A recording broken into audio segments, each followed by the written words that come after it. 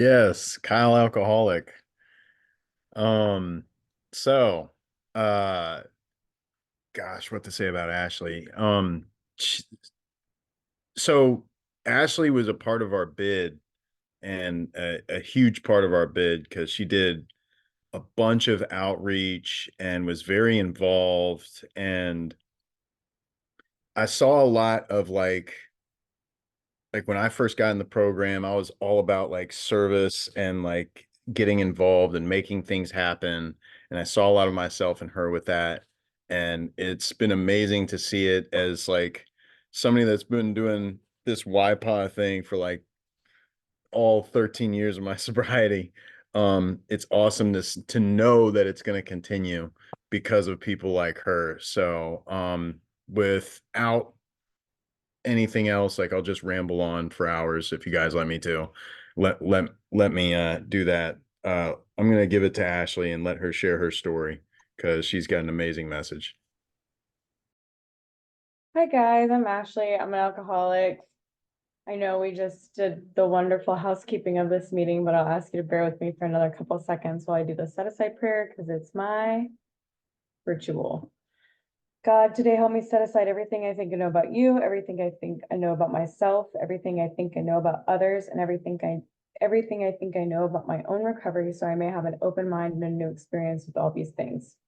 You think I'd pick like an easier thing to not stutter over for my every intro. All right, timing myself. So Ashley's still an alcoholic. My sobriety date is January 1st, 2022. I have a sponsor. She knows she's my sponsor. I've sponsored other women in the program. I have a home group. It's called Hope is Here on Tuesday nights in Old Town Alexandria. I live in Northern Virginia. I am on YPA committees and advisory for SERCYPAA. I'm the alternate GSR and I've done inner group. And I want to dissect the promises tonight. I'm going to read you my 5,000 word essay on why I think they're fabulous. Just kidding, but we are going to do them line by line.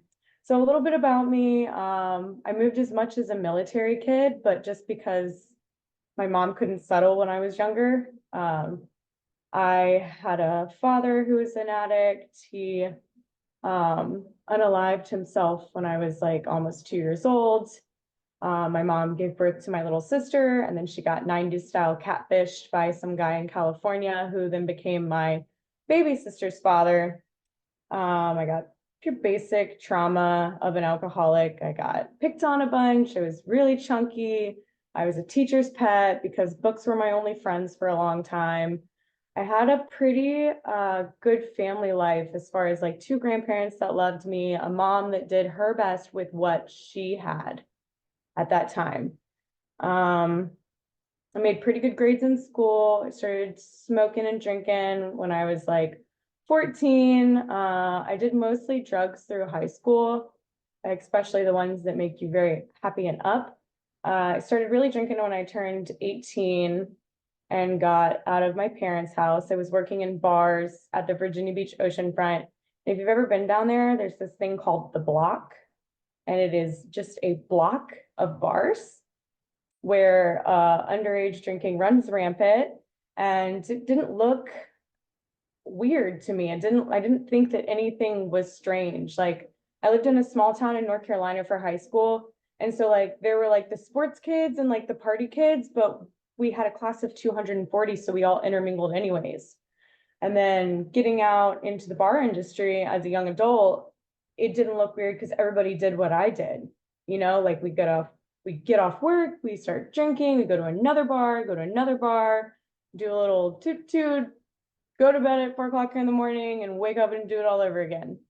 And it was really fun. And I had a lot of great times. And I like went out to California when I was like 21 and I worked on a weed farm and like chilled out my drinking there for like a little bit. And then I came home and I was like, I left my opportunity.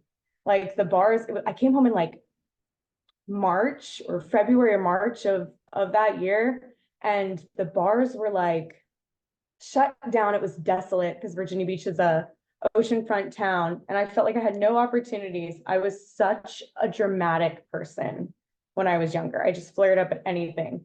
And so I started drinking heavily. I got my first DUI on the Christmas night when I was 21. I was going 60 and a 45 for no reason at all, like for no reason. And the cop breathalyzed me, a .08, took me in, let me get picked up, let me get my car picked up so I didn't get impounded, like slap on the wrist there. I'm like, my life is over. Everything sucks. This is terrible. So I start drinking all the time. I'm like growing mushrooms with my ex in his little like spare closet outside. Um, I'm working in bars still. I don't really have anything going for me. I'm not in debt, but I have like negated credit. I'm putting other people and myself through like terrible relationships. I was like always the friend that like you stole my keys to like save me from myself, and I would convince the bartender that you gave them to, like, I'm fine, bro. Really? You're gonna trust that drunk bitch? And so that's what my life looked like for a little bit. And then I got a second DUI 6 months after the first one. And my new drug dealer boyfriend picked me up from the hospital, where the cop had said, you're either going to go to the hospital, because I hit a parked car coming out of my neighborhood.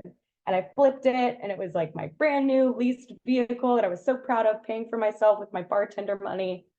And the cop, I crawled out of it. This was the insanity of my life. I crawled out of it and I'm thinking to myself, okay, everything works. I'm gonna go back to my house because it's right down the street, and I'm going to call the cops and start drinking, and I'm gonna report my car stolen.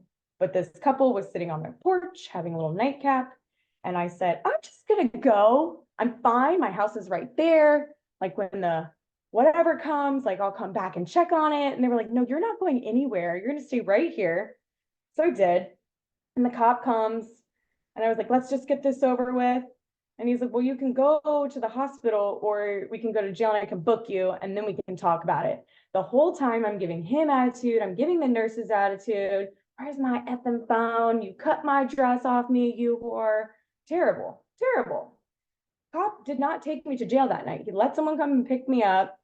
And I had a string of transactional relationships to the point that I had to like completely unfurl that in the past 2 years so that I didn't think everyone wanted something from me. Um, and my drug dealer boyfriend picked me up and we started doing a lot more drugs and a lot more drinking. And it was like an everyday wake up, drink, drink, drink, go to work, come home, drink, drink, drink. And that's what my life looked like until I got sentenced in August of that same year. They put the two DUIs together. And so I got charged the mandatory minimum for the second one. And I'm like drinking all week, doing drugs all week, going to work in between, drunk.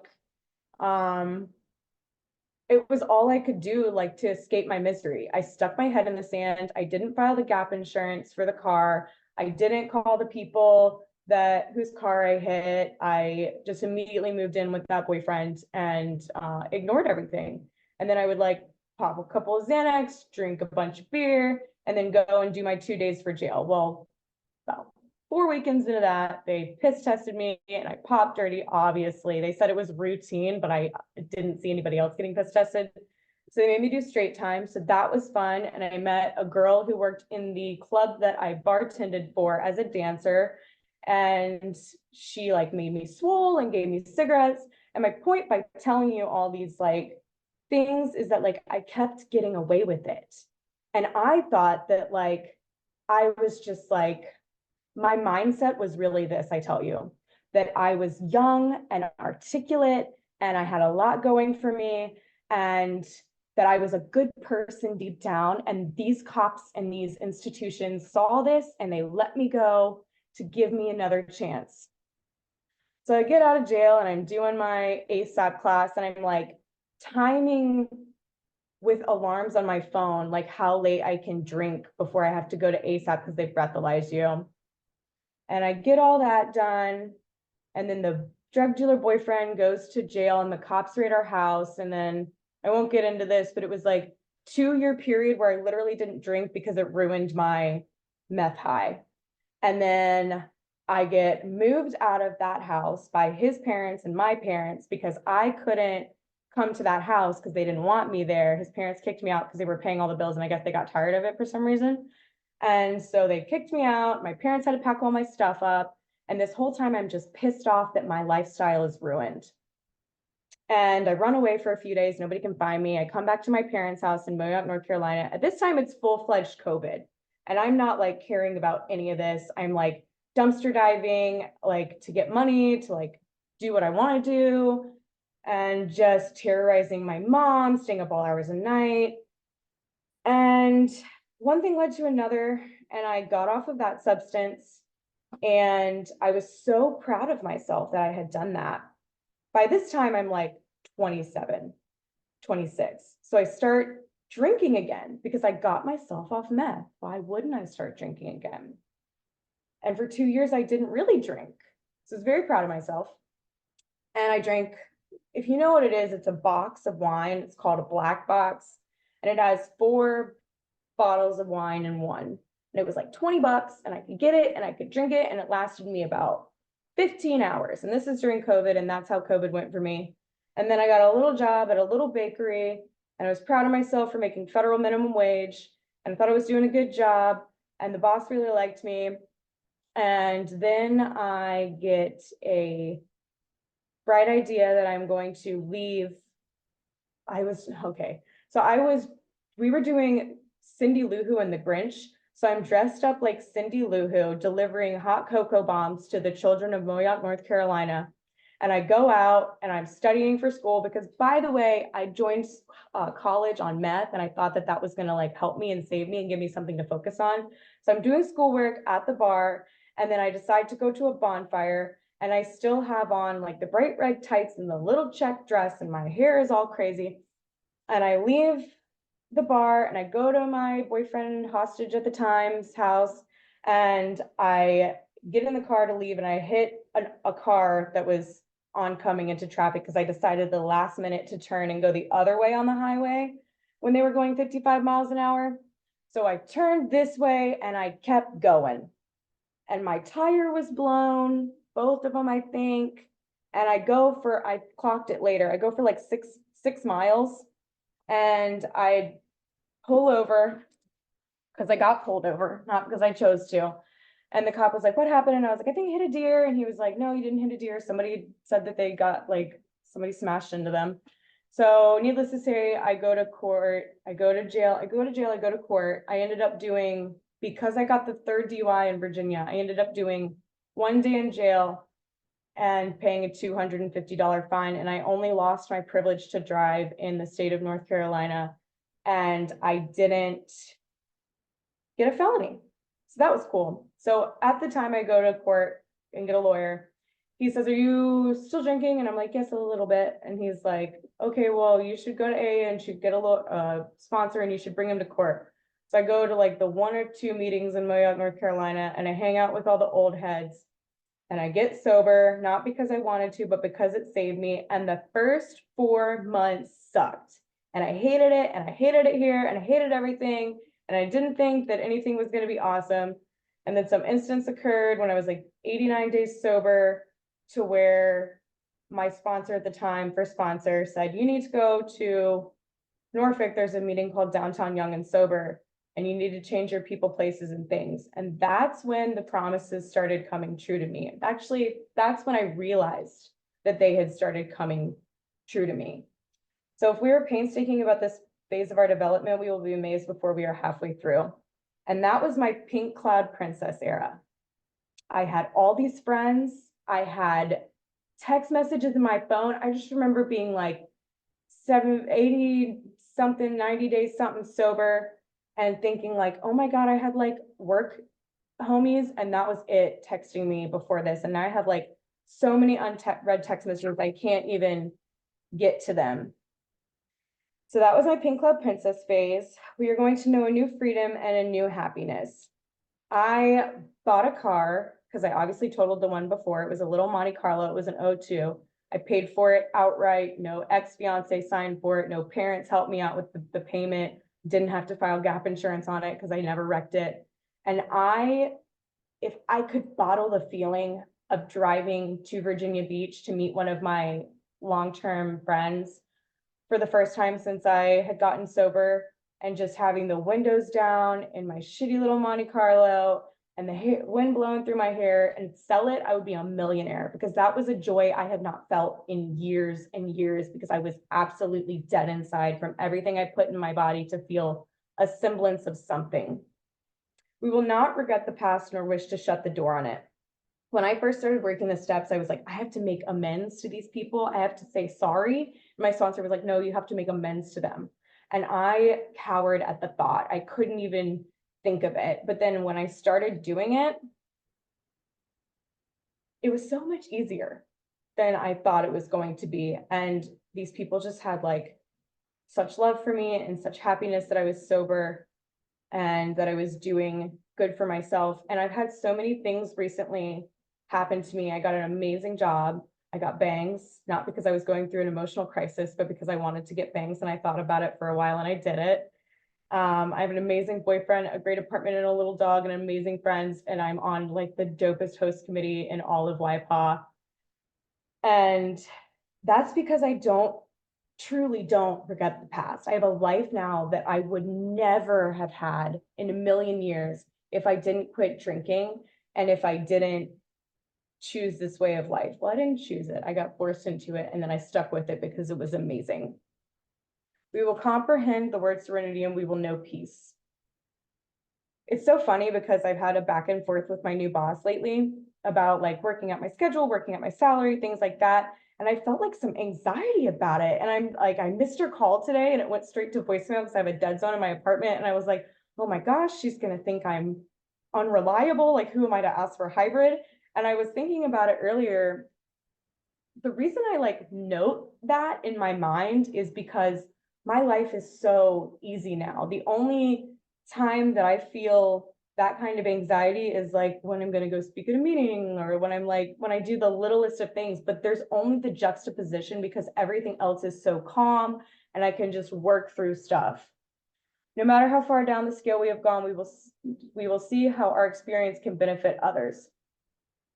It's so cheesy and we all acknowledge it, but when the shittiest of shit happens to us, we can turn around and then help somebody else with it. No matter what the worst thing in our life, it is now given a new narrative. It's given a new purpose that we can turn around and say, I have that experience too. You are not chronically unique. We have a common core. And if this helped me, it can help you.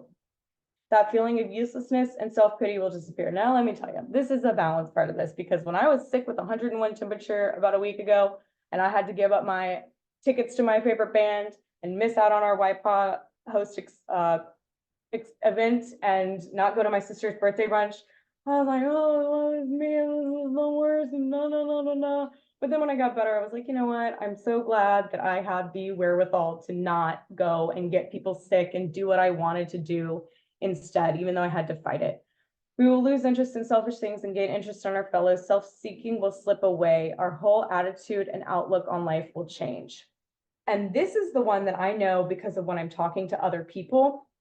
And I hold my tongue because I'm not going to sit here, especially see it with my sisters, because we were raised in the same mindset and we FaceTime like every day. And when they're being like negative or down on themselves or whatever the case may be, or like kind of just being a brat about something, I hold my tongue and I don't lecture them and I don't go all spiritual hullabaloo on them because I have a new life.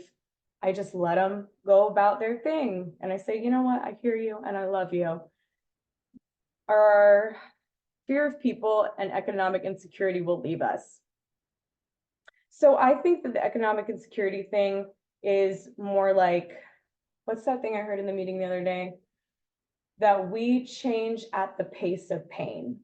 So instead of just sitting in my wells and my like fears and the things that haunt me, I take action now. And I know that it's going to be okay. We will intuitively know how to handle situations with use to baffle us. We will suddenly realize that God is doing for us what we could not do for ourselves. I get a get out of jail free card for the rest of my life for anything that bothers me or sits on my chest or stresses me out. I just go, here you go, Sky Daddy. I'm gonna hand this over to you. This is all you now. I don't need it. I don't want it. And I might worry about it a little bit, but I have the tools in my toolbox and I have the reflex reaction to do the right thing and to pray about it and to pause and to try not to make it worse. And it's not always roses and butterflies. Sometimes it's peach pits and thorns, but it's so much easier than drinking every single day. It's work to replace those coping skills and mechanisms that I did not form for like 15 years of my life, but it is becoming second nature. And I will be forever grateful to these 12 steps, the fellows that I have made along this journey and this program for my new way of life. And that's all I got. Thank you for letting me share.